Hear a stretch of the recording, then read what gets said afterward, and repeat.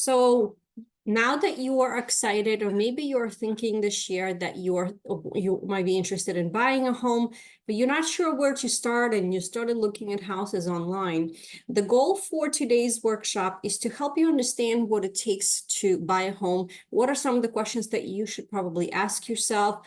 Sit down, jot some of these thoughts and questions down to help you, because buying a home is not the easiest process. And it always helps to kind of have a full story and to have a first set of questions answered to help you navigate this and make it as smooth as possible. As I already introduced myself to you, my name is Olga St Pierre. I am a licensed real estate agent with Keller Williams Real Estate. And we have been helping clients make a move across the United States and Canada for the last 15 years. And our team mission is truly to help everyone with the dream of becoming a homeowner make that dream come true. We help you come up with a game plan, work with you to get there, because sometimes it does take a little bit of prep work. And then once you become a homeowner, we help you and support you in being sustainable and responsible homeowner, because as you know, for many of us, owning a home is the biggest investment that you're going to make. It's a lot of money, and you want to make sure that you protect it throughout the years that you live in it. We do offer a complete move solution from start to finish. We help you coordinate everything and make it as stress-free as possible. And as part of that, even now and heading into when you do become a homeowner, which we all definitely hope for and plan for you to do that, is our concierge service. Think of that as your virtual yellow pages. So if you need any contractors or any kind of work done on your home, let us know who are you looking for. What do you need to get done, and we can make some recommendations for you, and as well other professionals to help you make your life easier. We're heading into the tax preparation season, so if you need a good accountant, maybe you need an attorney to talk through some things or make some changes, get some legal documents prepared, things like that. That's what our concierge service is all about. Now let's jump in and actually talk about the homeownership. So we're going to talk about a few things. And we're going to start from things that are commonly asked, some of the fears versus facts about buying a home, what you can expect in today's market. We hear quite a few things. A lot of them are negative on today's news. So I want to dispel some of those fears and share with you things to help you get excited and motivated to become a homeowner. Steps that you should take before starting to look at homes online. We'll talk about some numbers and math to help you. Nothing crazy, so don't worry if you're not into math. And kind of recommendation on some of the next steps. If I was to start over and not be a homeowner, what would I do now? How would I get started? To kind of help you and put you in the right path, put you in the right direction. So thinking about fears versus facts about buying a home, things that I hear all the time when I'm talking to potential clients, is what I want to share with you here. And this is what I hear most often. I cannot afford to buy a home right now. And the fact of the matter is that until you do a simple math, and it's not complicated, it can be a very simple formula, you're not going to know what you can or cannot afford. News, unfortunately, is not helping in scaring you with high inflation and high interest rates, and the fact that this is a year of elections and things are uncertain. What I can tell you is that one of the most important questions that I get asked all the time is, when is the right time to buy a home? My answer to you is, when is it the right time for you? It all depends on you. You are the one that matters. We work around you to help you figure that out. Okay, so don't take the news as a fact, because the situation, the circumstances do matter in your own personal circumstances, and they also matter where you're thinking about buying. As you can imagine, real estate market is very much local. So if the news are covering a general situation, what's happening in the country, it doesn't mean that this is what is happening in the school district in the area of 10 miles around where you want to work is what is actually happening. So knowing and understanding what is happening in the area where you're thinking about buying or where you want to live is what's going to matter more over the national news. So when is the right time to buy? This is when it makes sense to sit down and put some things on paper, jot some notes down, and then decide. I should wait until the market gets better. Well, if that is what you're thinking about doing, you're going to be waiting until you retire, or maybe even pass on in your twilight years, because market is different and there's no way to predict on what is going to happen. The only thing that we can do truly is sit down and figure out, is this the right time for you to buy right now to become a homeowner? Because there is no better time than right now for most people. Or do we need to put an action plan together to help you take baby steps every day to get to the point where you can call yourself a homeowner? Number 3 is, I don't have money for the down payment and closing cost. I hear that quite often. And there is a misconception that is out there that you need 25% of the purchase price, whatever that may be, for you to actually purchase a home. So what's in your mind is this huge big mountain of money that you said, there's no way I can save this. This is just so much money, especially with the increased home values that we have experienced in the last 2 to 3 years. I'm here to tell you that you do not need 20% down. There are some programs where you can put no money down, depending on the area. And if you're a veteran, there are programs where you can put as little as 3.5% down. Again, the mortgage program that makes sense for you is going to depend on you and your personal situation. So again, this is all about sitting down or having a conversation or having a Zoom call and asking these questions in terms of, what's important to you? What matters? What kind of job do you have? And what are those home ownership dreams that you have that we can make a reality, and how long it's going to take us? And you might be surprised that that reality can come quicker and sooner than you think. I cannot afford to buy my dream home. Okay. If you are thinking about this huge 4-bedroom, 2.5-bath colonial, you want to have maybe an in-ground pool, you want to have a 2 or 3 car garage. Okay, that may not be feasible right now, but don't say it's not impossible. Because if you put a plan in action and kind of figure out things and actually break it down in a more manageable parts, you may be surprised that this is something that you can and will be able to make happen in 5 to 7 years. Now, it doesn't mean that you have to wait that long to become a homeowner. What if we were to take a first step and maybe help you buy a condo? Something smaller, something more affordable, or a townhouse. If you don't want to be in one of those, then a smaller home, maybe a 2-bedroom or 3-bedroom right now that doesn't have a garage, but yet it has all the other factors that are important to you already in place. Would that be something positive?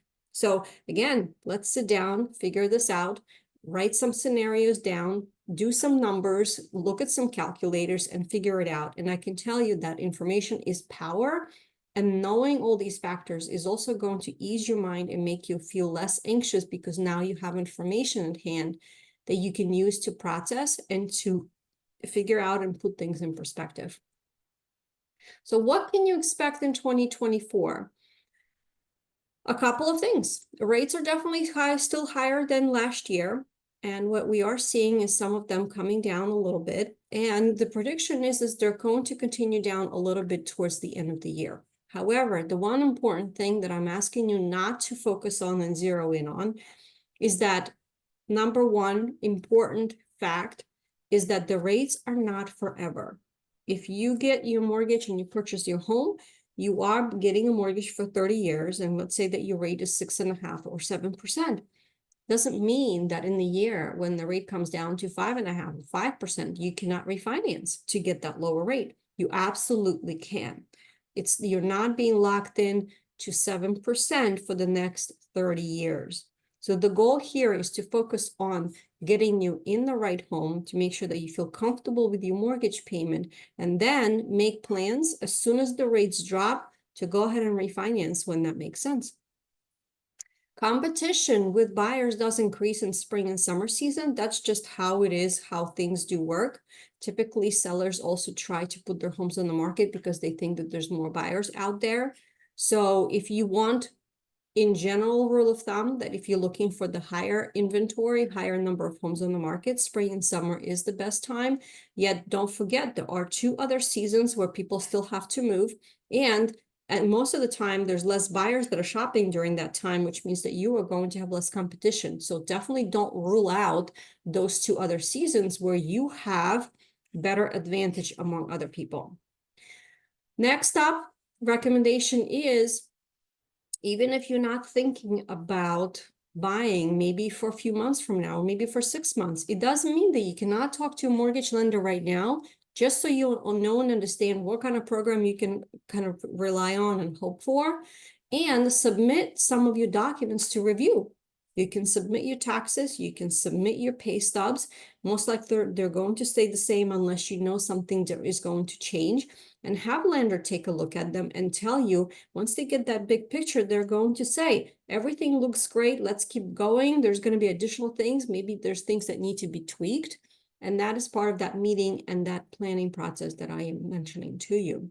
You're going to have 100% competitive advantage if you prepare and do things ahead of time and be able to do this in the better way over other buyers. Work on your closing costs with your lender. That's part of the process where you sit down and you look at everything as a bigger picture. What does my down payment looks like, depending on how much I want to pay per month?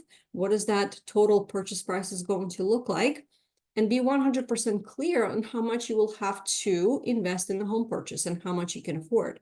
Without sitting down, you're going to be wondering and just kind of like looking up in the skies and putting this information out in the universe, and nothing is going to change unless you sit down with someone and brainstorm ideas and say, well, this is a little too much and I cannot afford that.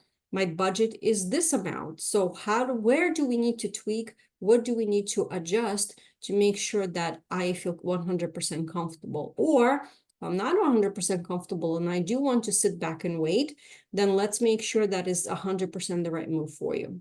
Again, let's sit down. It is a conversation over the phone, conversation over Zoom, or a conversation in person over coffee, to just sit down and brainstorm and have a really good conversation to provide you with the information that you need.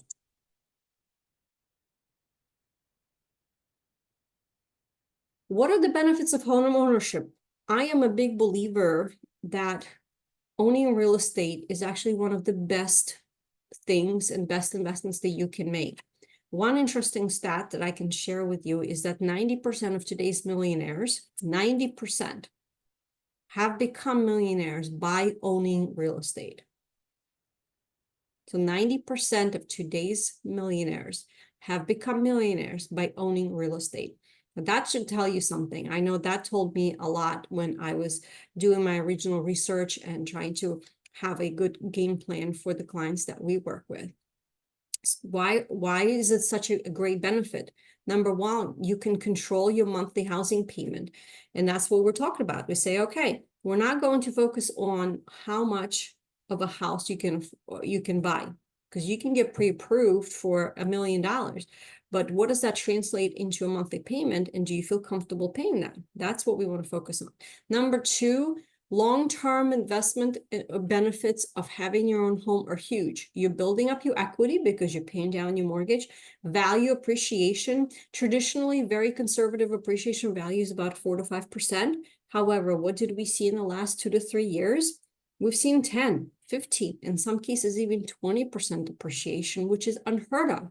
You won't see that in the stock market. Of course, you're paying down your debt, and you also have tax advantages as well. There's tax deductions because the government want you to be a homeowner, so they're providing perks and discounts to help you be a homeowner. And of course, number three, don't forget, it is absolute pride of homeownership. It is a true American dream of being a homeowner.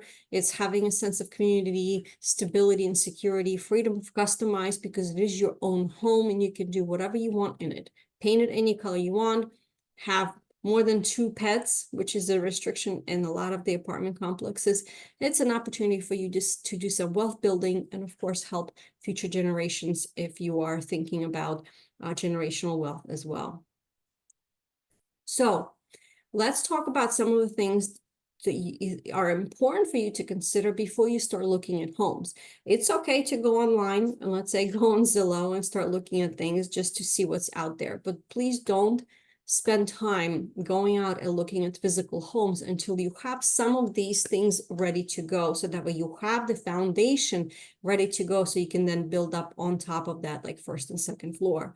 Number one rule, absolutely the lender is going to want to see steady employment. Job security is important. The longer you are at your job, the more beneficial of a rate and terms you're going to get on your mortgage. If you just started your job, the lender is going to want to see a minimum of 6 months of employment. The longer you are again staying, the better.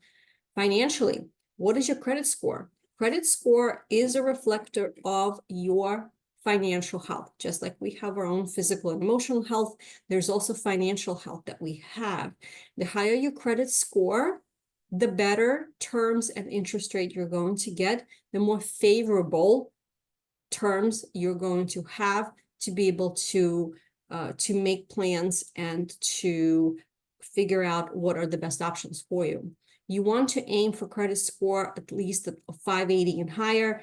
However, you want to get as close to 700 as possible.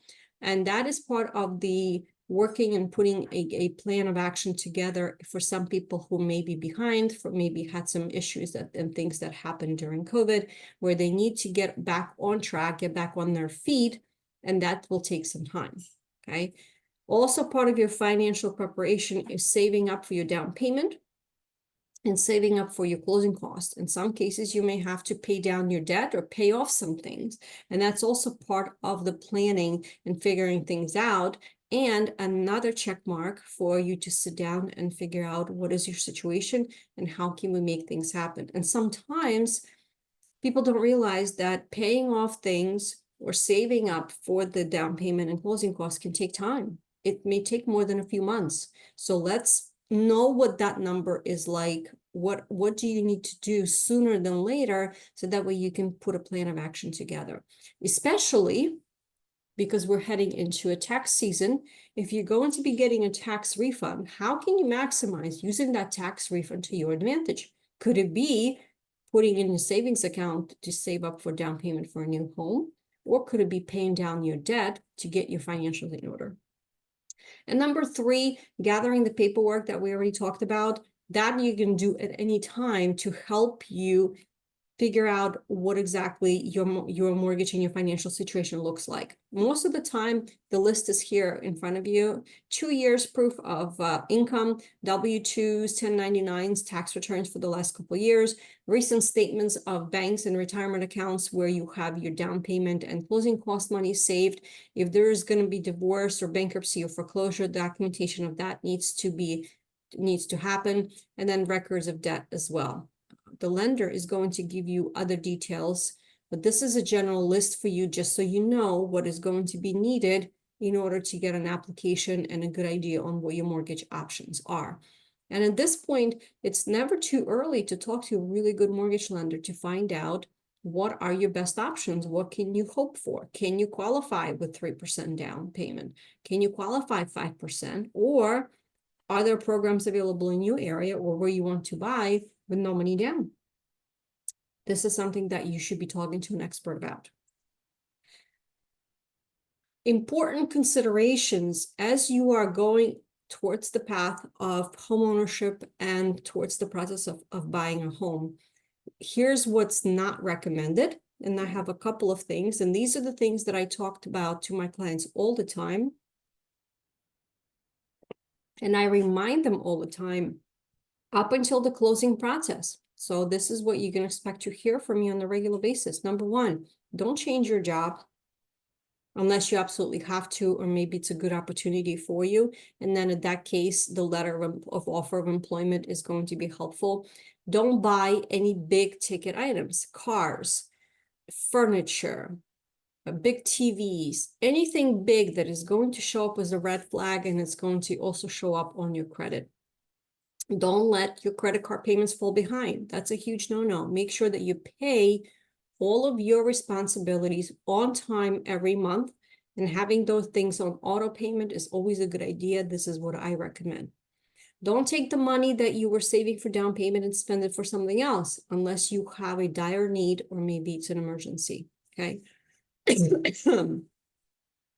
Don't change bank accounts. Don't co-sign for loans for anyone else. Don't decide to do anything creative. I always tell people, before you do anything, let's check with your mortgage lender to see if that potentially can hurt you on your path, a focused path of becoming a homeowner. Here's a food for thought. I love food for thought because it really does get you thinking, okay?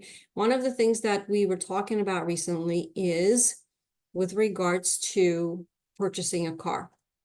The bigger car you purchase, the more expensive car you purchase, the less you can afford of a home. So you can decide what's more important for you. You are either going to have a budget home, but you're going to be driving a dream car because you're going to have a dream car payment to go with it, or you're going to have a sturdy budget car, maybe not buying a new car, and you're going to have a dream home.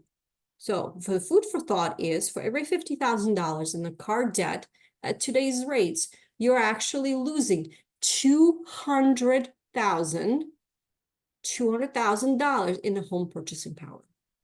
I want you to take a moment and think about this.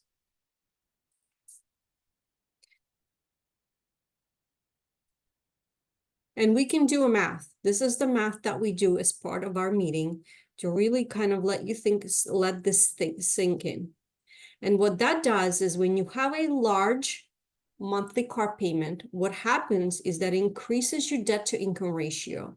The bigger the ratio, the less you can qualify for. So the goal is to have less than 43%. This is what the lender is looking for. That's what DTI stands for. It's called debt to income ratio. So let's keep our numbers under there. Let's not buy a car right now. Let's find a home first, and then you can do a budget and figure out, unless you absolutely have to buy a car, let's take a look and let's think about this and see what is more important to you. And number 2 is part of your homework from today's class. I encourage you to visit annualcreditreport.com.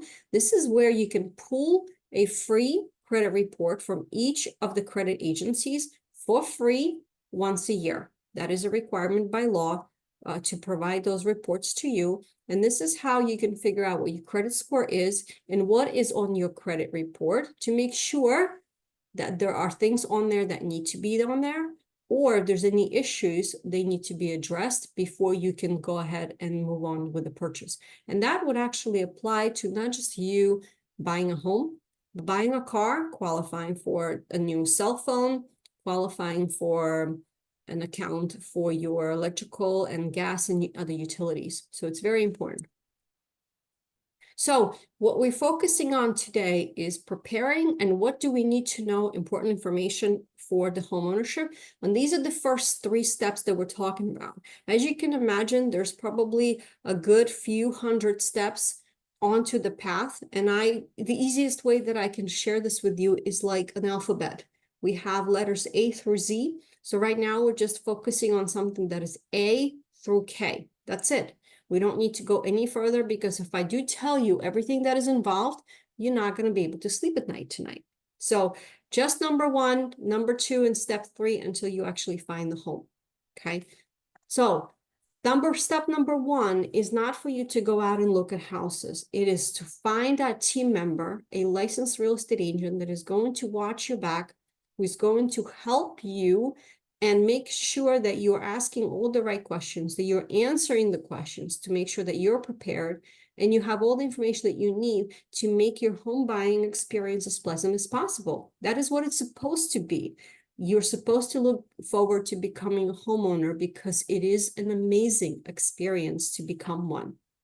Our job as realtors is to educate you about the market, to help you and analyze your dreams and goals, help you actually forward the list of homes, have a team of professionals to help you once you're under contract to buy your home, negotiate on your behalf, and stay 10 steps ahead and solve any problems that may arise. I guarantee you, in every transaction that I've had in the last 15 years, we've had problems. And my job is to anticipate them from happening. And if they do, and they will, is to solve them as quickly as possible so that we can keep moving forward to that closing table. That's when you actually get the keys to your new home. Some really good questions to ask a real estate agent are here listed for you. And I encourage you to approach it very seriously, just like you would have an interview and you before you hire a contractor, or you're looking for an attorney, or you're looking for an accountant. You should interview a real estate agent to make sure that they know the area where you want to work, to make sure that they're experienced and they're full-time agent and they will be committed to you and they truly understand the process. Step number 2 is partnering with a good mortgage lender, which you probably are at this point, and discussing all the options that are available and what are a few programs that will be the best bets for you, depending on which direction you may want to go. Different programs require different down payments. But you know what? Sometimes having lower down payment may not be the best thing, because if you have a lower down payment, your monthly payment is going to be higher. And does that make sense to you? Does that fit your budget? Does that make you feel you comfortable? So that is where we talk about with a good mortgage lender. Also, please don't go and just get random people from internet. Do not go and pick a mortgage company from internet because they advertised a rate that is too good to be true, because it is too good to be true and it's not going to be that. You need to find someone and interview them again, just like you would interview an agent.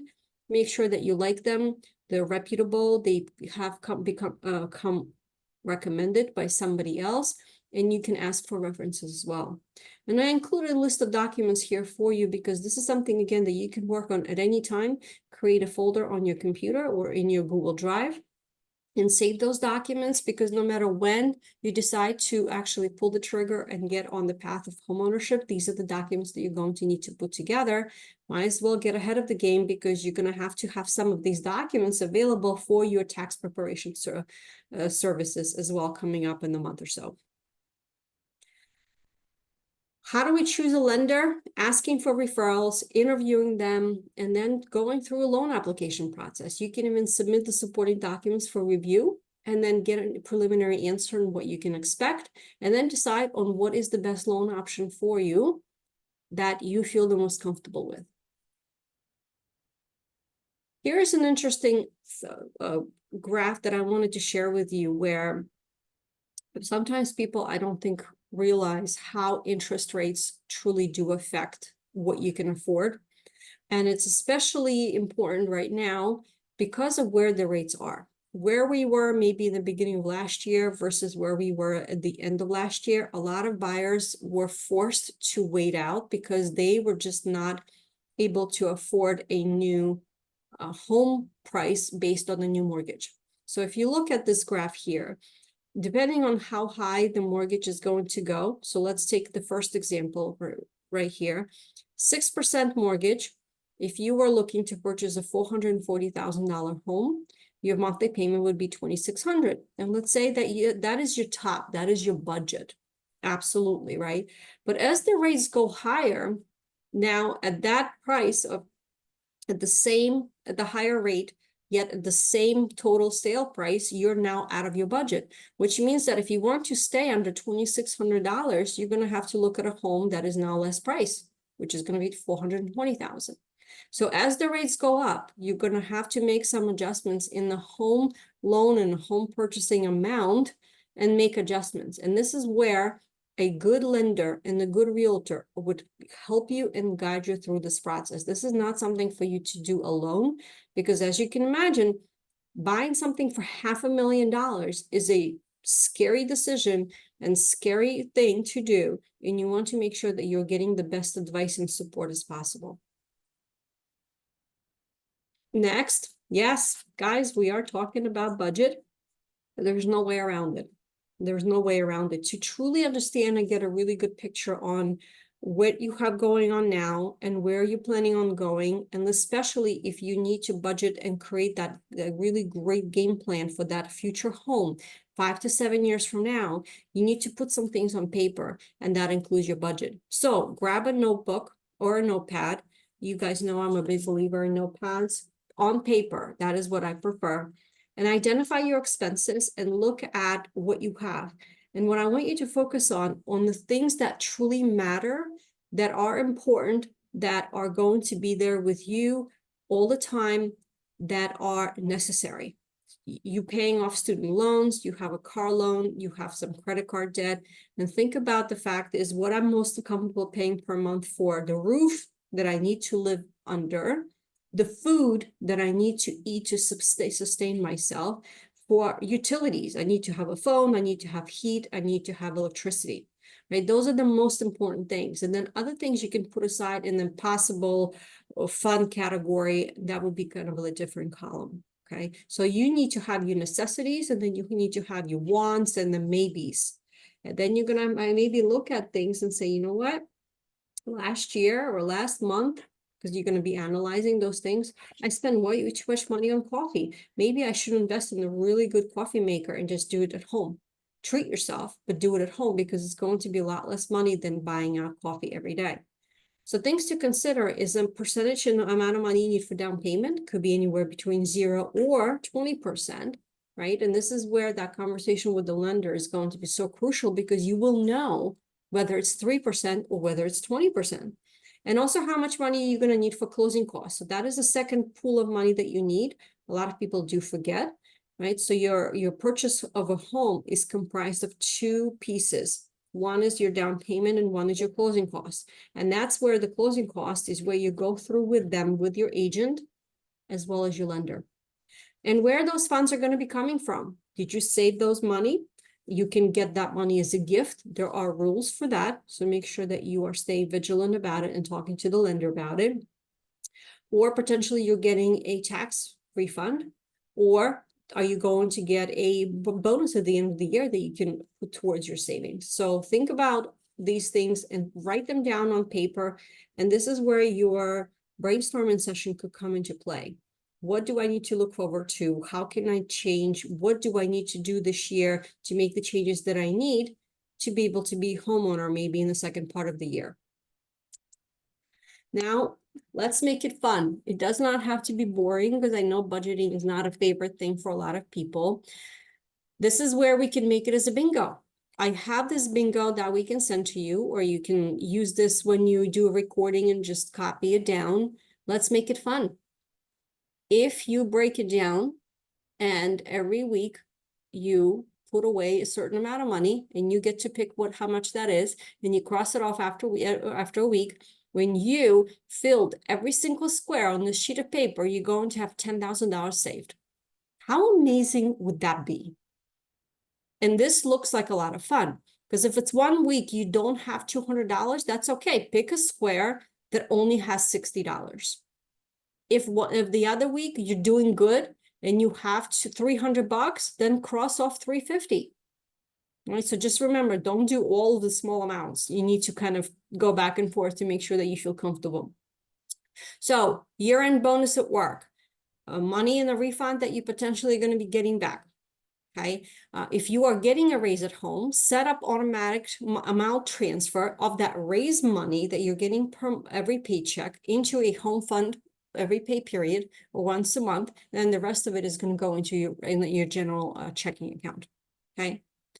You can also just set up an automatic transfer from every paycheck of a home fund money. It can be as simple as $10 or $20, yet as long as it's automatic and it happens every time, believe me, you will see that money starting to add up. One less Starbucks or Dunkin' or lunch takeout, that money goes to your home fund. So I hope that I'm hoping that I'm helping you understand that this can be fun, because ultimately, yes, you have to wait for this. This is not an immediate gratification that you would get from a yummy coffee that you would get. However, trust me, at the end, that home ownership is so worth it.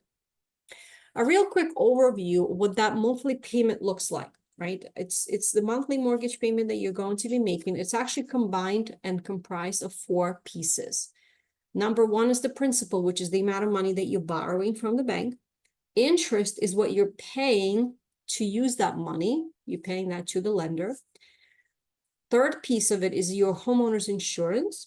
And then the other piece of that is your property taxes. So a bigger impact actually on your monthly payment is not going to be the interest rate that you're paying on your loan. It's going to be your property taxes, because as you know, they do vary from county to school district to township, and it's extremely important. And that is one of the big questions that I ask all of my clients. If it's important to them, let's figure this out. We want to be in a certain school district. Can we be in a different town that still belongs to that school district, yet the property taxes are going to be less?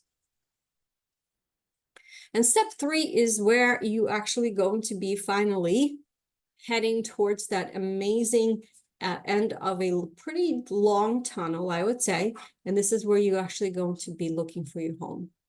So this is where it's important for you to look and decide on a couple of things. One of them is the things that you absolutely have to have in your home. Those are your needs, and things that you would love to have. So things I would love to have is maybe a fireplace, or if there is a pool, or if there is a enclosed porch, things like that. The needs are, I need a minimum of 4 bedrooms, I need 2 full bathrooms, and I need a garage. Those are the most important things to me in the home. Everything else I can wait, or I can add on, I can build, I can add the fireplace, okay? And knowing your market, refining your search and looking is where we kind of head from there, but I'm not going to go into it now because that's when you are already fully prepared, you have done your homework, you've done the work, and you're ready to go. So that was step 3. So next step up, I do recommend, if you want to download our app, you're more than welcome to kind of do some things and explore. If you want to explore online, by all means, please do, but just remember, exploring online is like step L and M in our alphabet. There's a lot of work that needs to be done ahead of time so that way you are equipped and you have the information that you need in order to make the best decisions for yourself and not to get super disappointment. Disappointment when you know that you cannot afford that home is the worst feeling in the world. So let's not do that. I've seen it happen way too many times. So this is what I wanted to share with you today. I wanted to thank you for allowing me to share my experience and the best advice that I can give you to help you become a homeowner sooner than later and help you understand what's involved and what you need to know. And here's where I suggest you go to next. You're welcome to connect with me for a complimentary phone call or a person meeting or a Zoom to talk about your plans and goals. These are the questions that I already mentioned to you that I ask everybody because it's important for me to truly understand what you are trying to accomplish. If you already have a home to sell and you need to buy another home, that is another part of the overall conversation that we need to talk about. If there's any other questions and there's any other thoughts, this is where we can get connected. I do have a really great buyer resource library that is absolutely free of charge to you, that you can head over and get the documentation to help you make a decision process.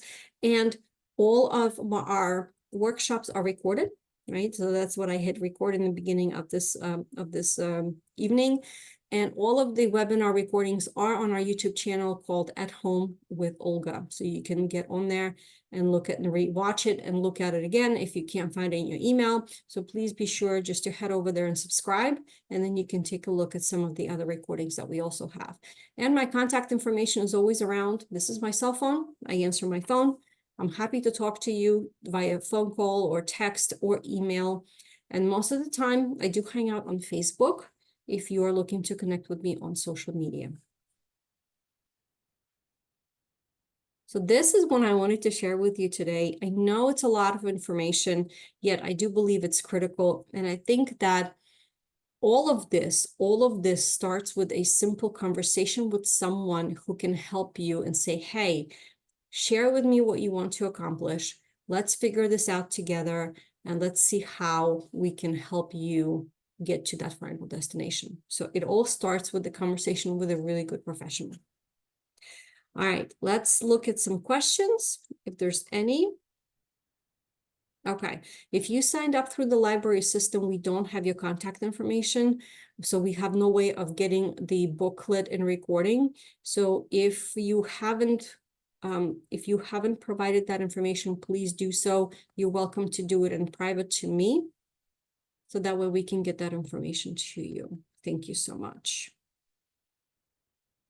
All right, questions, comments, thoughts. This is your time to ask away. You're welcome to unmute yourselves or to type it in the chat.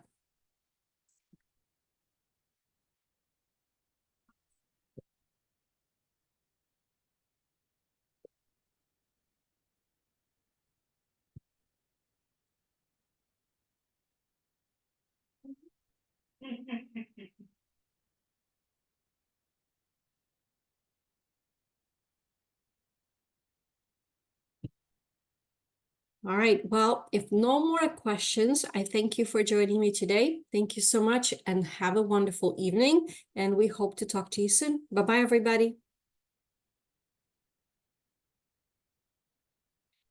Andrew, thank you. I got your information.